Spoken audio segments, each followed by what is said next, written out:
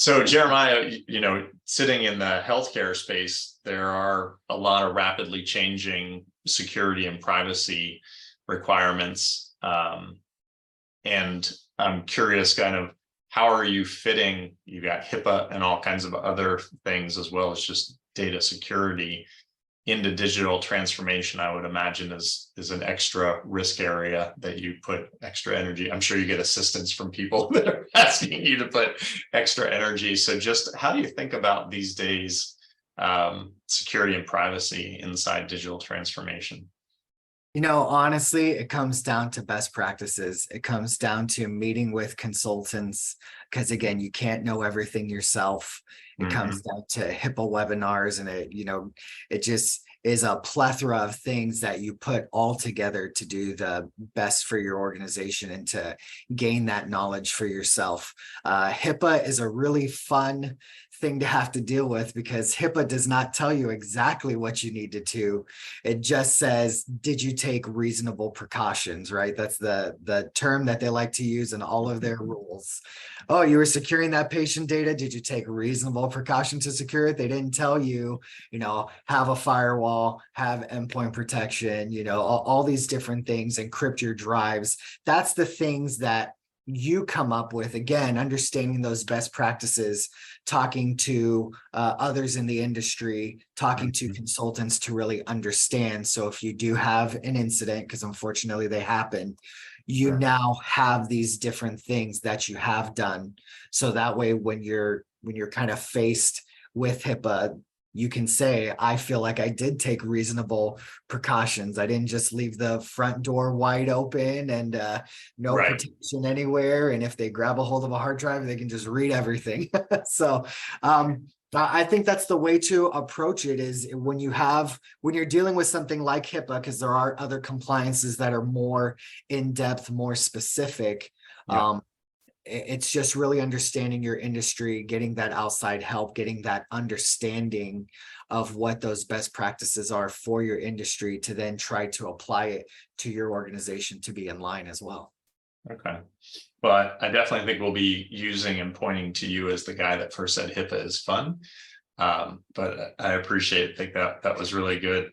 And Bob, I know you've touched in healthcare too, but you've also been over in higher ed and a lot of different spaces that have a lot of information on people and privacy, but it isn't necessarily just data privacy. So what are some...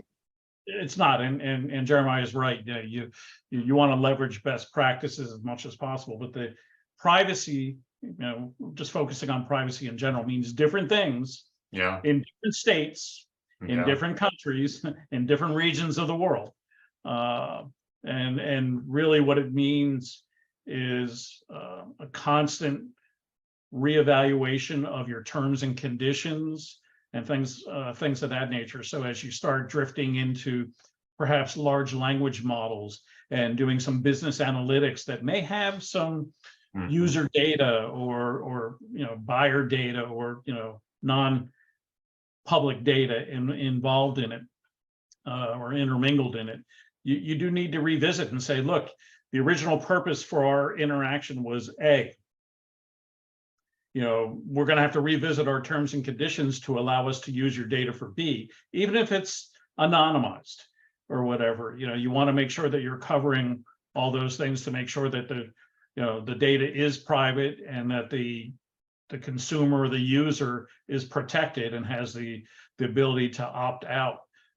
So opting out in whether it's marketing emails or again analytics and things of that nature will be an ongoing concern from now into the future. You're hearing all these big conversations or large involved conversations, including for copyrights, right? So the government getting involved in doing asking for comments on legal requirements for copyrights. So that anything that's generated by a machine would be viewed differently than if it was, generated by a human. However, how was their language model trained, right? And does it have private information or user information or other copyrighted material in it? So the user experience and security and privacy is really going to, probably in the next couple of years, not even a couple of years, couple of months, it's going to explode, because everyone has to take a look now and say, if we want to start using AI, what are the risks? Yeah. How do we vet this?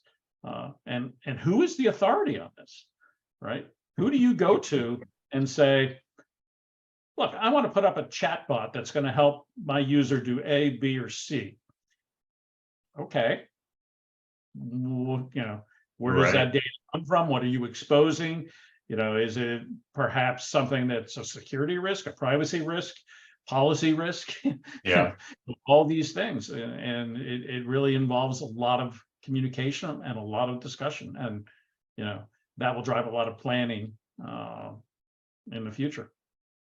And you also get sorry, just really quick, on the healthcare side, Bob made me think of it. They're now adding that you can't block, right? They've now added data blocking. You actually can, you can't block a patient's access to their records. If they call and say, hey, I'd really like my records, can you put it on a thumb drive? Well, most organizations block USB ports and thumb drives and all that. So now how do you address that? Because the federal government's going to come after you if a patient goes to them and says, hey, I reached out to this organization and they're blocking me from getting my records, my information. So your agility, your ability to make those changes when something like that comes out is really important too. So just to Bob's point, you have to be able to address things in either direction. Are they going more secure? Are they going more lax? How do you address that when your goal is to stay as secure as you possibly can be? Right.